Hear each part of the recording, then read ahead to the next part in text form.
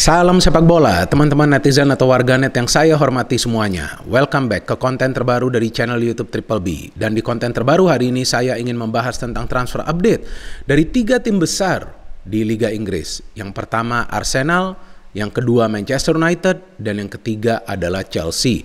Tentu saya ingin membahas dulu dari Arsenal, karena kita tahu bahwa tim ini untuk sementara saat ini berada di peringkat nomor 1 dan merupakan tim yang sulit dikalahkan, bahkan telah mencetak banyak gol dan juga sedikit kemasukan gol. Tapi masalahnya bagi Arsenal adalah mereka tidak punya kedalaman skuad dari segi materi pemain yang berpengalaman. Maka itu ketika sekarang ada Thomas Partey yang cedera, kemudian Elneny juga cedera, dan ketika mereka mengandalkan Lokonga, tampaklah permainan dari Lokonga ini masih istilahnya serabutan, atau yang kita kenal dengan istilah kerennya itu gerasa gerusuk. Sulit sekali bagi Lokonga untuk bisa menyatu secara permainan dengan rekan-rekan yang lain. Tampak sekali pergerakan dia lamban, sulit banget untuk memberikan progressive passing, bahkan beberapa kali kalah dalam urusan melakukan pressing. Maka itu ketika ada 2 pemain cedera di posisi yang sama, yakni di posisi gelandang bertahan atau juga holding midfielder, maka mau tidak mau Arsenal perlu pemain baru. Sebetulnya yang diinginkan oleh Mikel Arteta adalah Caicedo dari Brighton kan teman-teman, yang memang mereka telah memberikan 2 kali proposal kepada Brighton tapi ternyata ditolak. Dan akhirnya mereka memilih Jorginho. Mungkin banyak di antara kalian yang bingung kenapa dipilihnya Jorginho, usianya sudah 31 tahun. Dan sekarang ini tampak dia sulit untuk mendapatkan tempat di Chelsea. Kalau menurut hemat saya ini adalah pilihan yang bijak dari Mikel Arteta, karena dia inginkan pemain yang punya intelijensia untuk mengalirkan bola juga dari lini tengah. Ya kurang lebih seperti yang sekarang dilakukan oleh Christian Eriksen di Manchester United. Jadi dia ingin ada pemain lain selain Odegaard yang bisa mengalirkan bola secara rapi ke lini depan dari posisi yang cukup dalam. Artinya yang berada di antara pemain yang akan bermain sebagai gelandang serang dan juga lini pertahanan. Dan pemain itu teman-teman adalah Jorginho. Memang pemain ini tidak punya speed. Artinya dia jarang mengandalkan kecepatan dia. Tapi pemain ini punya level intelijensia yang sangat tinggi teman-teman. Bahkan jika teman-teman perhatikan gaya permainan Jorginho ini, kalian bisa melihat bahwa dia lebih sering mengandalkan umpan-umpan terobosan. Dan umpan-umpan terobosan itu sering bisa menciptakan peluang bagi para pemain Chelsea lainnya. Jadi ketika sekarang ada Jorginho di Arsenal, tentu yang diharapkan bahwa permainan Arsenal akan lebih kreatif dan tidak hanya bergantung kepada Bukayo Saka, Martinelli, dan juga Odegaard. Tapi juga akan ada pemain tambahan dari lini tengah selain Odegaard yang bisa mengalirkan bola. Jadi Jorginho ini dengan usianya sudah 31 tahun tentu mentalnya sudah kuat. Dan juga dia adalah pemain yang syarat berpengalaman. Bukan saja di Liga Inggris bersama Chelsea, tapi juga di level internasional bersama tim nasional Italia. Jadi dengan hadirnya Jorginho tentu yang diharapkan oleh Mikel Arteta bisa memberikan kekuatan secara psikologis juga kepada para pemain muda lainnya di Arsenal. Seperti sebelumnya yang dilakukan oleh Gabriel Jesus dan juga Zinchenko. Kan Gabriel Jesus dan Zinchenko adalah 2 pemain yang syarat berpengalaman di Liga Premier Inggris. Betul kan teman-teman? Apalagi mereka sudah sering juara bersama Manchester City. Nah Jorginho ini juga sama. Punya mental juara. Walaupun dia juaranya tuh di level Eropa kan. Pertama bersama Chelsea di Liga Champions di Europa League, kemudian bersama timnas Italia di Piala Eropa.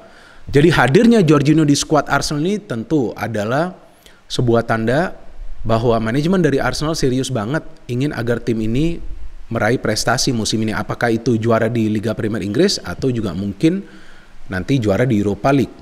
Kan peluangnya masih terbuka bagi Arsenal. Dan yang sekarang saya ingin bahas adalah tim kedua, yakni Manchester United. Kita tahu bahwa musim ini Manchester United progresnya luar biasa ya bersama Erik ten Hag teman-teman. Tapi sama seperti Arsenal, Manchester United tidak punya kedalaman skuad. Jadi ketika ada pemain pilar yang biasa diandalkan oleh Erik ten Hag ini absen, tentu akan sulit bagi para pemain lainnya untuk menjalankan taktik permainan dari Erik ten Hag.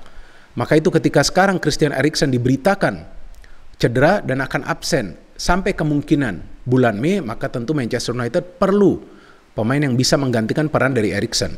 Sebetulnya sudah ada Fred dan juga McTominay. Betul kan? Bisa saja Fred dan McTominay ini dimainkan untuk menggantikan peran dari Eriksen. Tapi saya pikir Erik ten Hag gak percaya kepada Fred dan juga McTominay untuk bisa menggantikan peran dari Eriksen.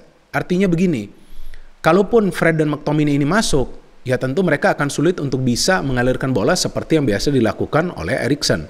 Maka itu dia lebih sering memainkan Fred atau McTominay ketika memang ada pemain lain yang absen di posisi tersebut, atau ketika memang Manchester United itu bermain di kompetisi lainnya, bukan di Liga Premier Inggris. Nah, artinya sekarang dia membutuhkan pemain yang bisa mendekati peran Christian Eriksen, dan pemain itu adalah Marcel Sabitzer. Memang Sabitzer ini tidak selalu mendapatkan tempat di Bayern Munchen, teman-teman. Tapi kalian juga harus melihat performa dari pemain ini. Dia adalah gelandang energik. Jadi gelandang energik ini akan bisa diandalkan oleh Erik ten Hag, selain juga untuk memberikan passing-passing. Seperti Christian Eriksen juga melakukan pergerakan. Jadi Marcel Sabitzer ini juga akan bisa membantu Bruno Fernandes dalam upaya Bruno untuk mencari ruang di pertahanan dari tim lawan. Karena Sabitzer ini adalah pemain yang super aktif, teman-teman. Dan dia juga bisa bermain di 3 posisi. Pertama gelandang serang, kedua holding midfielder, dan ketiga adalah defensive midfield. Jadi ketika Erik ten Hag mendapatkan pemain yang bisa bermain di beberapa posisi yang berbeda, tentu itu akan menguntungkan bagi Manchester United.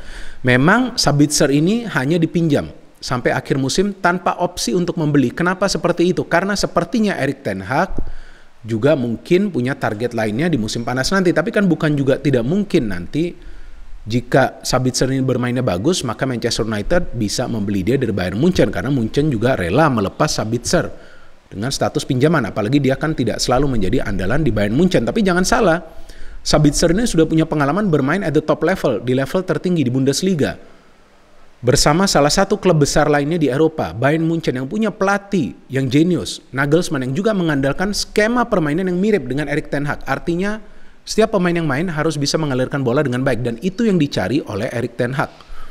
Jadi Erik ten Hag ini memilih untuk meminjam pemain daripada membeli. Karena kalau terus membeli akan punya resiko yang besar juga jika pemain tersebut tidak bisa langsung nyetel. Karena Sabitzer ini datang dari luar Inggris, betul kan? Beda dengan Jorginho. Jorginho ini kan dibeli, kalau nggak salah secara total 12 juta pound ya, nilai dari Jorginho. Karena dia sudah punya pengalaman di Liga Inggris. Jadi ya wajar lah Arsenal berani beli dia, meskipun usianya sudah tidak muda. Tapi Sabitzer dan sebelumnya Weghorst ini kan datang dari luar. Nah, artinya Erik ten Hag tidak ingin mengambil resiko, which means Erik ten Hag juga coba untuk membantu manajemen dari Manchester United. Daripada kalian mengeluarkan uang dengan jumlah besar, tahu-tahu pemainnya nanti sulit untuk bisa memberikan kontribusi, lebih baik kita pinjam saja dulu 2 pemain ini. Kalau memang oke, kita beli. Kalau enggak, ya nanti kita cari lagi pemain di bursa transfer musim panas. Dan feeling saya Sabitzer ini akan bisa memberikan tambahan tenaga di lini tengah dari Manchester United. Memang permainan dia gak sama seperti Eriksen. Bahkan saya melihat Eriksen jauh lebih cerdas daripada Sabitzer, tapi dengan energi yang dia punya, dengan kemampuan dia melakukan pergerakan, istilah kerennya itu box to box. Nah, ini juga akan bisa membantu Manchester United untuk create more chances. Dan juga kita tahu sekarang ada Casemiro di lini tengah dari Manchester United. Casemiro juga adalah pemain yang lebih kreatif sekarang sejak dia gabung dengan Manchester United dengan memahami konsep permainan dari Erik ten Hag. Dan sekarang saya ingin membahas klub ketiga yang super royal, super boros, super kaya, Chelsea.